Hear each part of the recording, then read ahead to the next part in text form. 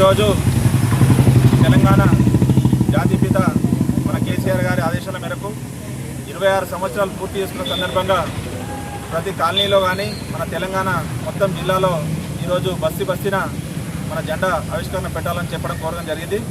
దానికి మన కేటీఆర్ గారి ఆదేశాలు, మన ఎమ్మెల్యే హ్యాట్రిక్ ఎమ్మెల్యే వివేకన్న ఆదేశాల మేరకు, మన ఎమ్మెల్సీ తెలంగాణ ఉద్యమ బిడ్డ ఎమ్మెల్సీ షంబీపూర్ రాజు ఆదేశాల మేరకు ఈరోజు మన 293 డివిజన్ సూరారంలో జెండా ఆవిష్కరణ పెట్టడం జరిగింది.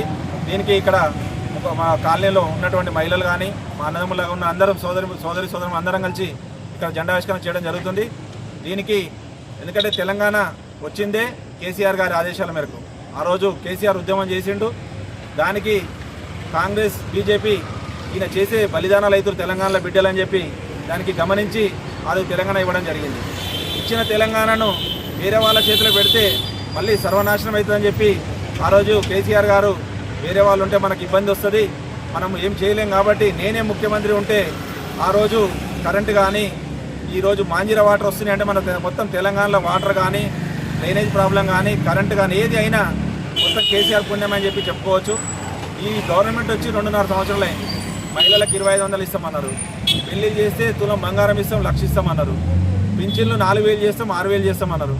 ఏ ఒక్కటి హామీ చేయకుండా అన్ని 420 హామీలు చెప్పి ఏ పని చేయకుండా ఓన్లీ తిరుగుతున్నామా, వాడు జావాలి వీడు జావాలి అంతే. ఏం డెవలప్మెంట్ సిటీలో చూస్తూ ఉన్నాం. ఈరోజు మనం ఏ ఫ్లైఓవర్ ఒక్కదానికి శంకుస్థాపన చేసింది లేదు. అదే కేటీఆర్ గారు ఐటీ మినిస్టర్ ఉన్నప్పుడు హైదరాబాద్ను బంగారం హైదరాబాద్ చేయాలని చెప్పి ఇండియాలో హైదరాబాద్ అంటే నంబర్ ఉండాలని చెప్పి ఆ రోజు ఎంతో కొట్లాడి డెవలప్మెంట్ చేస్తే ఈరోజు ఉన్న హైదరాబాద్ చెత్త గిట్ట తీయలేని పరిస్థితి ఉంది. ఎవరైనా చెత్త వాళ్ళని అడిగితే సార్ మాకు బిల్లులు రావట్లేదని చెప్తుంది. అంతకు మ్యాన్ వాళ్ళు ఏ ప్రాబ్లం వచ్చినా 10 రోజులు కూడా ఏట్లా చేస్తలేరు. అంటే వీళ్ళతో కాదు, వీళ్ళకి ఎంతసేపు తెలంగాణ నుంచి ఢిల్లీకి మూటలు తీసుకుపోవాలి, ఇవ్వాలి. అక్కడ నచ్చకపోతే ఏం చేస్తారు, నేను తీసేస్తారని చెప్పి ఈరోజు ఇక్కడ చేస్తూ ఉన్నాడు. అంటే మనం డెవలప్మెంట్ చేయాలి. ఏ గవర్నమెంట్ అయినా పబ్లిక్ ఇబ్బంది లేకుండా చేయాలి. కానీ కాంగ్రెస్ గవర్నమెంట్ చేయదు కదా. ఎందుకంటే ఇంకా 2 సంవత్సరాలు ఇట్లనే ఆట ఆడుకుంటూ పోతాడు. వచ్చేది మళ్ళీ 2 సంవత్సరాల్లో మళ్ళీ కేసీఆర్ గారు సీఎం అవుతారని పబ్లిక్ అంతా ఆశపడుతూ ఖచ్చితంగా కేసీఆర్ గారిని సీఎం చేద్దామని చెప్పి కోరుకుంటూ